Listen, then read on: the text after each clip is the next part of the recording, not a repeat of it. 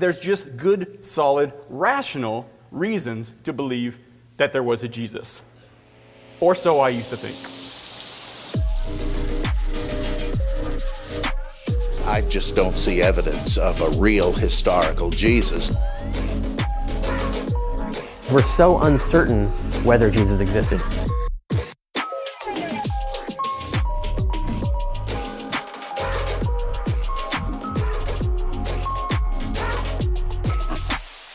What I see with the Jesus story is a very old, powerful, beautiful, Gnostic myth.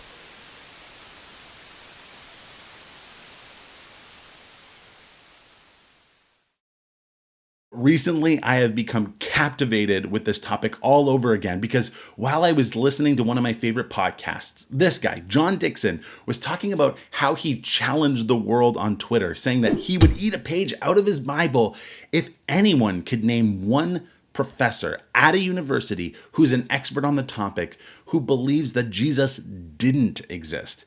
Here, take a listen to the podcast.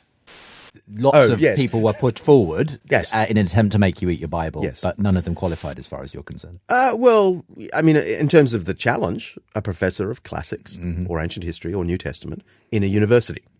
No one has been put forward. I guess that what's really drawn me back into this topic is that my question has changed.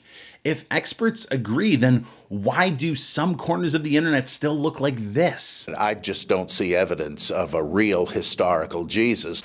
Why would anyone believe that Jesus didn't exist when virtually all experts agree that he did? Let me take you on the journey I went on to answer that question. The year is 2003. Clay Aiken is on his path to American Idol glory. I'm on the cusp of having facial hair, and Dan Brown's Da Vinci Code hits the shelves for the first time. Now, not everyone was a big fan of the book, but there's no denying that it was a sensation, selling 80 million copies worldwide. And I tracked down this copy from my local library.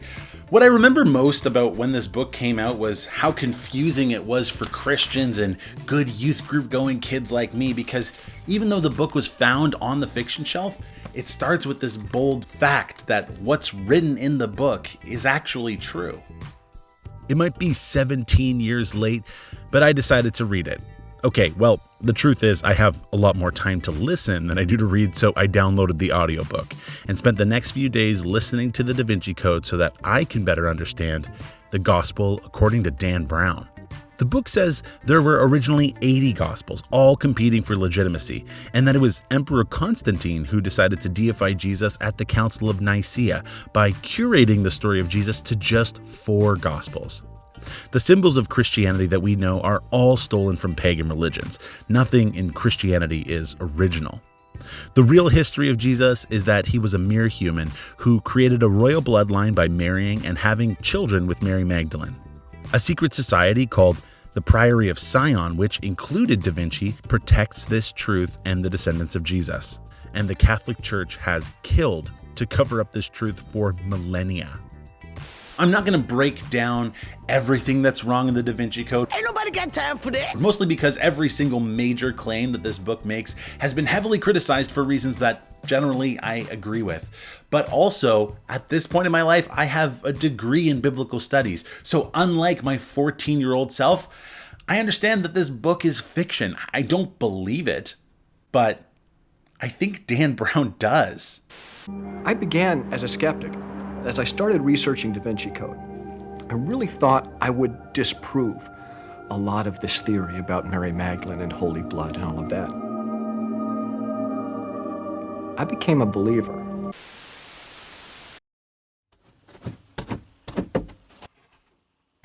The big takeaway for the Da Vinci Code is that its global reach popularized this idea that the way we know about the life of Jesus is by decoding secret messages in symbols and Gnostic gospels. Like the life of Jesus is a cover-up, it's a conspiracy, it's a cryptic riddle for you to solve. And to quote Dan Brown, everyone loves a conspiracy, and the conspiracies kept coming. Because just a few years after the release of the Da Vinci Code, National Geographic's May 2006 edition prominently featured the newly rediscovered Gospel of Judas. I used the power tool of Kijiji to track down a copy from someone's basement because I wanted to read the article myself. And don't get me wrong, this archaeological discovery is worthy of the news, and the story of how it was recovered is really exciting, but the National Geographic's accompanying documentary on the Gospel of Judas says this: It tells a different story, one that could challenge our deepest beliefs. While notable scholar Dr. Bart Ehrman devotes a whole slide in his presentation on the Gospel of Judas just to let everybody know that it is not written by Judas and it is not historically accurate. And that's the case with these Gnostic Gospels, like the Gospel of Thomas and the Gospel of Mary. They're previously known to historians and they're studied within their historical context, and believe it or not, excluded from the New Testament for very specific reasons. But what headline do you think is going to draw more attention? Previously known historical document discovered, nerds rejoice, or everything you thought you knew about Jesus is wrong? It seems like every time a Gnostic gospel is discussed in the media, it's always framed in light of being some breaking scandal, and that just isn't the case. But then again, what can I expect? I mean, to quote Dan Brown, the media always gravitated towards scandal. They just didn't seem that important to answer. When I got to Bible college, they were sparked by a particular instance. There was a documentary that came out named Zeitgeist. I don't know if you know Zeitgeist, Sean. In 2008, I saw a documentary that really shook my belief in the existence of Jesus. At the time, I didn't realize that what I was watching was a perfect combination of Da Vinci Code style, code-breaking approach to the life of Jesus, combined with a full-fledged scandal mindset. In fact, I realized while I was reading the Da Vinci Code that its contents were echoed in Zeitgeist, but this time, instead of being a fiction thriller, it was being presented as documentary. A documentary also committed to the conspiracy theories that the US government knew about 9/11 before it happened, and that there's a secret global government, and that Jesus never existed. I've spent a lot of time this month reading and listening to people who say that Jesus never existed. And some of them say the clues are in the Gospels. You see, the details of Jesus' life are all stolen from other religions. And other people say, no.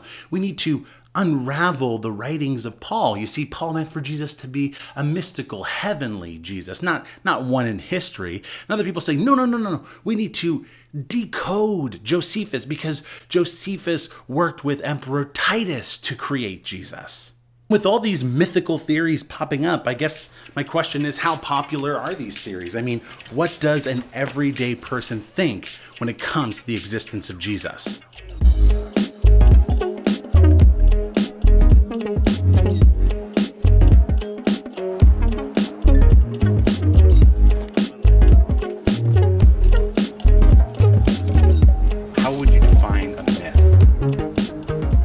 That's based on truth but was led into superstition. I feel like every myth is based on truth. Would you say Jesus is a myth? I guess so. I guess that's like, to me, he'd be a myth, but sure. I'm not sure if other people would assume he's a myth. So like Jesus, Muhammad, all of them. There's proof that I've read that they were real people. Robin Hood, would you say myth or history? History. King Arthur? Myth. Jesus? Could be both, honestly. Like, 60-40 myth. And by that, do you mean that he wasn't a historical figure? I think he may have been a figure, like a person, but in terms of like the way he's mythologized. And do you think Jesus is based on a historical person or not? I mean, to some portion, probably. Religious figures, my opinion is that they were history, they were true people, but I don't necessarily believe that all the stories about them are true. Okay, so did you notice that most of the people I interviewed believed Jesus was a real person? They just were unsure of the details of his life. Now, if I were a better interviewer, I would have asked, what historical methods should we use to separate fact from fiction? In so many of the books that I read on Jesus mythicism, a major criticism of the movement is that their conclusions might sound sensational, but they aren't based on solid historical methods, like using early and multiply attested sources. And that's the point. You see, I remember grade 7 when Mr. Doyle taught me about the scientific process.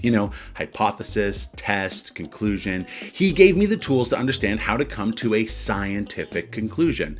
But I don't remember learning how to come to a historical conclusion. It seemed like the way you do history is you open the history textbook and you trust what it says. So why would a small group of people argue that Jesus didn't exist? I think the experts would say that it's because they're not doing history very well. So why would an everyday person like you or me believe that Jesus didn't exist? Maybe it's because we're drawn into the fiction, the conspiracy, the scandal, and if we're being honest with ourselves, maybe it's because we don't know how to do history either. You see, we have to understand historical method if we're going to answer historical questions like, did Jesus live? I believe that the deepest questions in life can't be answered in a 3-minute Googling. We actually have to search for the truth. And if you're interested in learning more about historical method and the life of Jesus, I've linked some excellent books below.